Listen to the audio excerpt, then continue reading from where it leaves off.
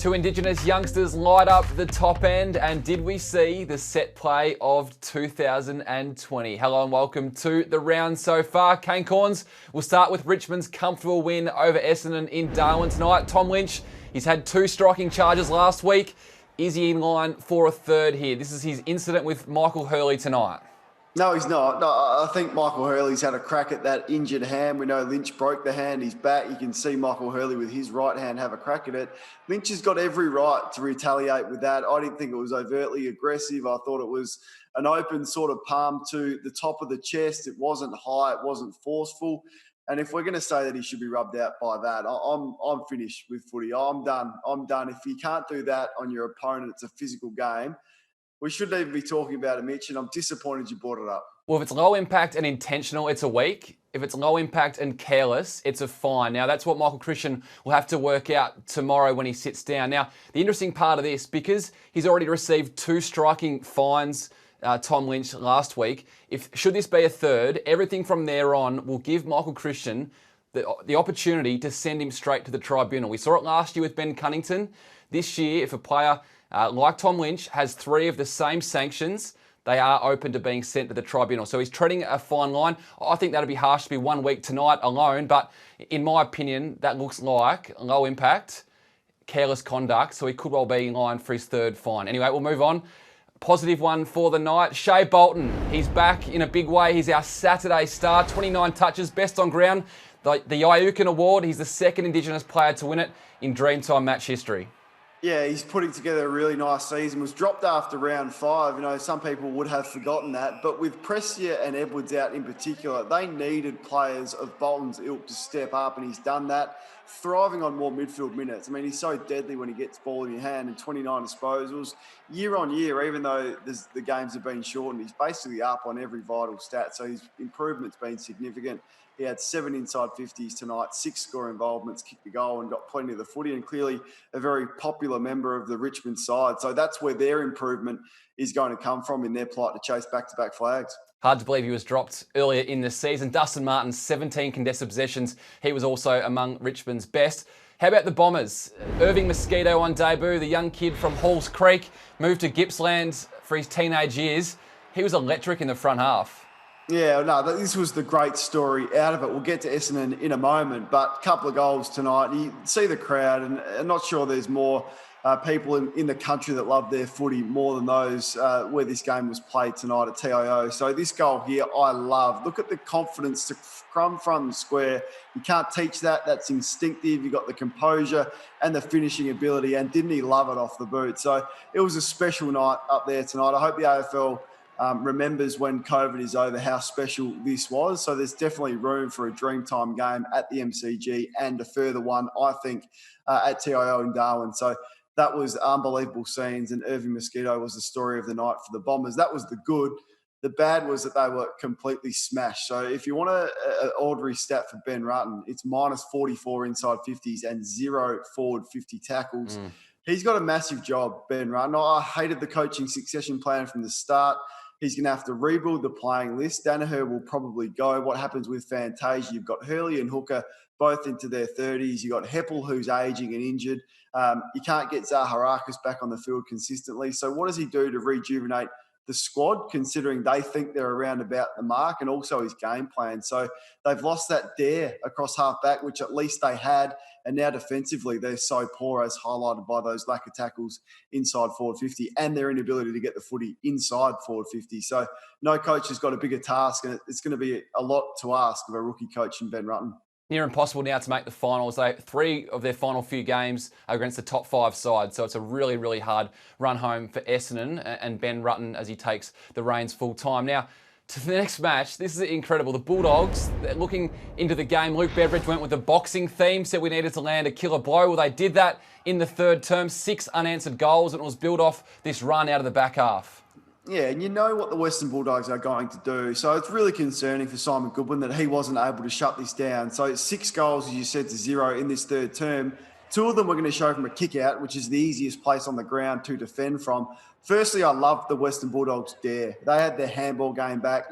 Johannesson and Caleb Daniel we're seeing here, so creative off half-back. But look at the lack of chasing, the lack of effort, the lack of want, desire for a team whose season is on the line in the Melbourne Football Club. So for far too long, the Melbourne Footy Club have been way ahead of themselves and where they deserve to be. So you have an easy kill against Adelaide, who are the worst side we've seen in 56 years. You beat North Melbourne, who are bottom four side, and you beat a half-strength Collingwood, and you go in 7 points up at half-time. The Melbourne players think, well, how easy is this? We're back. We're going to play finals. And when you do that, the footy gods will get you. And the Western Bulldogs just went whack and ended their season today. So bitterly disappointing performance from Simon Goodwin's coaching. Firstly, not to be able to stop that backline transition and the ability to score from the Western Bulldogs from the back half, and also the execution from their players, who are a happy bunch, and they just get far too ahead of themselves. The Dogs had 40 more uncontested possessions. That showed how easy it was. Mitch Wallace, career high, 4 goals for him. But interesting ruck tactics for the Dogs, second week in a row. Josh Dunkley had the most ruck contests for the Bulldogs on the ground. He was up against Braden Pruce, giving up 16 centimetres and 24 kilos. Yeah, this is another massive wake-up call for Melbourne's midfield, who many rate as one of the best in the competition. So dominate hit-outs, yet Petrarca and Oliver and Viney and Brayshaw can't get it done to the level that they should. You give any midfield with those names in it that ruck advantage, they should dominate. But it wasn't the case. And we can be a little bit critical of Luke Beveridge's coaching. He can be a bit cute, but this has worked in the last 2 weeks. Now, last week it was against Adelaide, but they won the clearances by 25 and kicked 11 goals from stoppages. And then today, with this advantage and Pruce, who's been in good form and took it to Brodie Grundy last week, you get this result. So it's another string to their bow that you can push English forward, or you can put him behind the ball and let a midfielder like Dunkley do the ruck.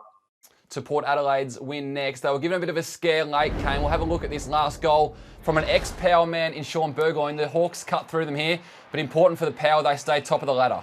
Yeah, just highlight Zach Butters, young player, second year, and the experience of Sean Burgoyne. So Butters ball watches, gets sucked into the contest. Burgoyne holds his width, and then he's done this a couple of hundred times in his career and finishes from outside 50. He went to half-back in the last quarter.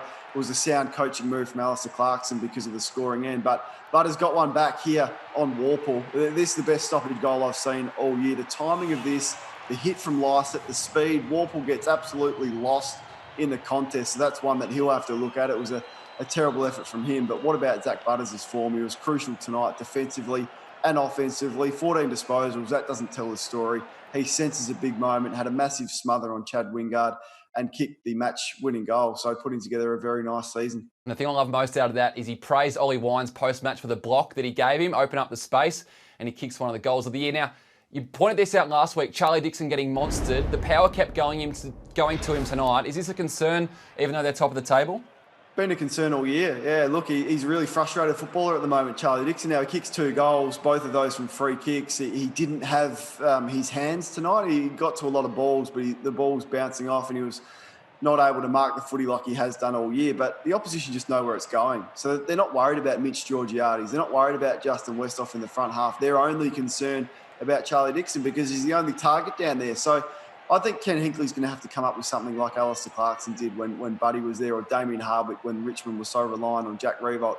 This is a marking contest here. It highlights his frustration from behind the goals.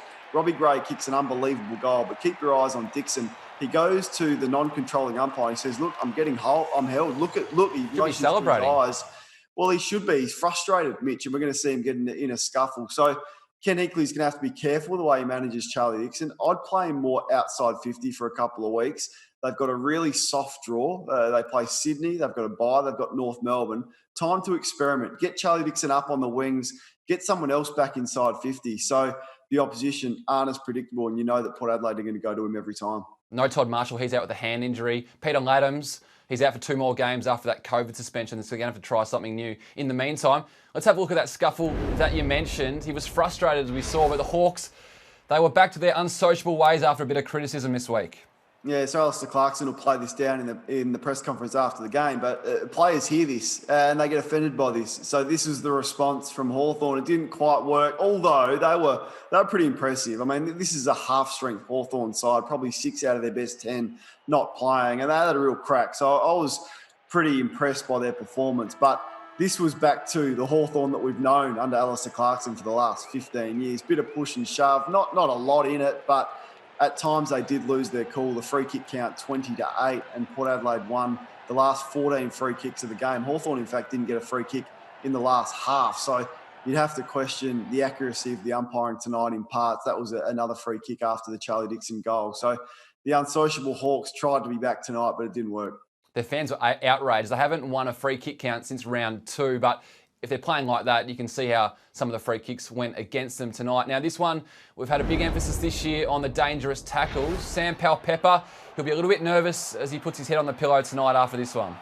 Yeah, he's a wrecking ball. He's lucky that McAvoy was shaken. He got up and contested the next ruck contest. Look, I can't see a reason to suspend a player for that. I get the crackdown on concussion. I know the Will Hammer one, Neil Bullen got 4 weeks, but that was a severe concussion. I even thought that was extreme. So I'd be shocked if that was anything more than a fine at worst for Sam Powell-Pepper, who played a really good game today. And McAvoy played out the game, so that works in his favour.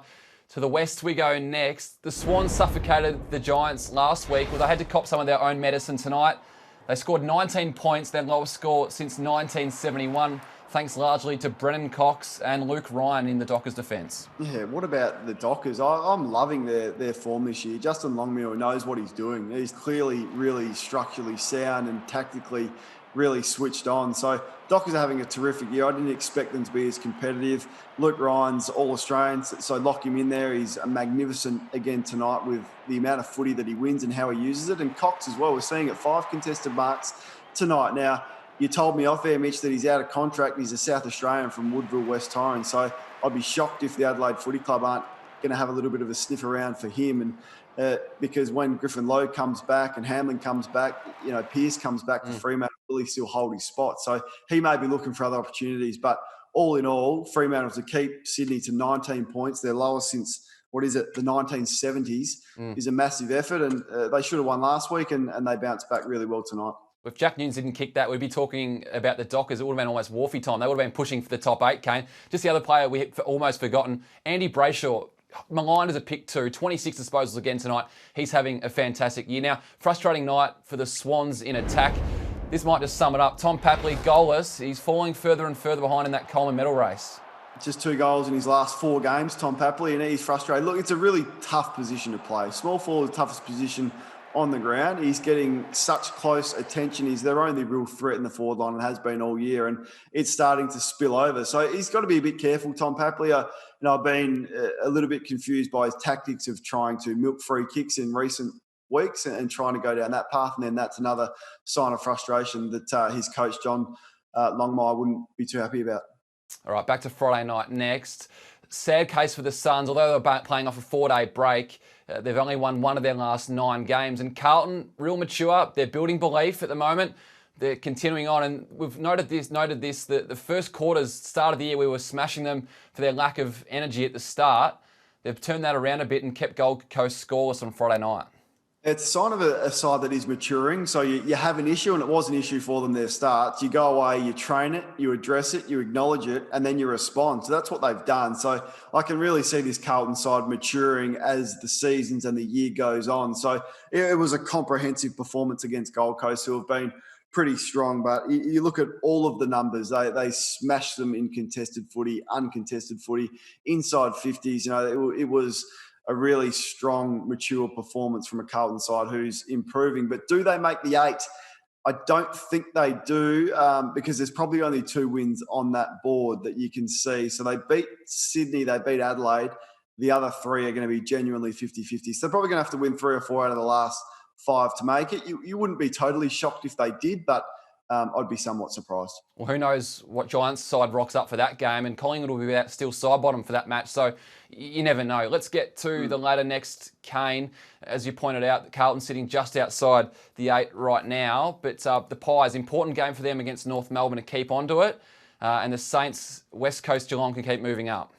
Yeah, and a massive game for the Giants as well. So they'll lose touch. They're playing West Coast, so we don't give them much of a chance. But they're playing for their season, really. As we look at them in 11th spot, they've got to stay in touch with Melbourne and with Carlton. Now, Essendon are out of it. We know Fremantle are out of it, and the rest are gone. So it really is down to those 11 with a chance to make it. But the Giants and Collingwood have got to get a move on.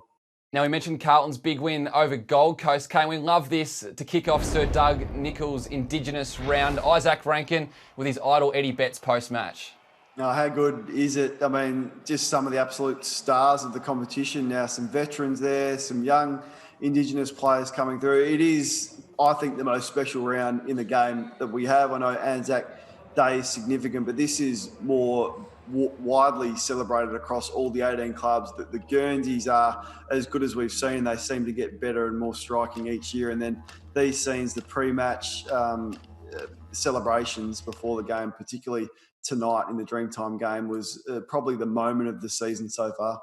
Speaking of people up in Darwin tonight, Richard Fajo's welcome to country tonight, they said was one of the most moving moments you'll see in footy. So fantastic. And the images we saw coming from Darwin were phenomenal. Now, to the rest of the round we go. Massive game for Adelaide to try and break that unbeaten run.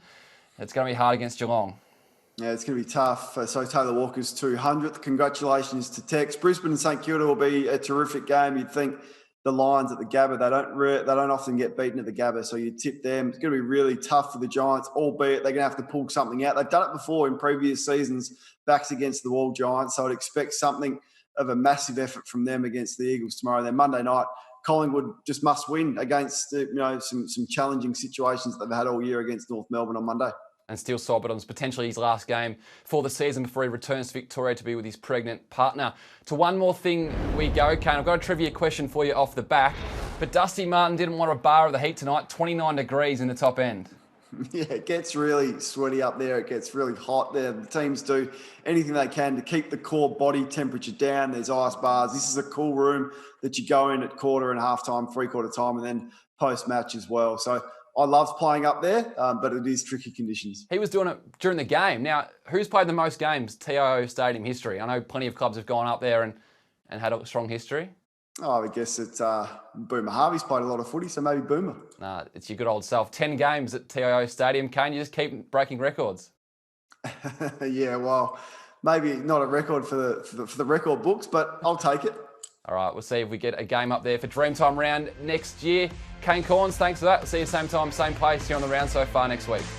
See you, Mitch.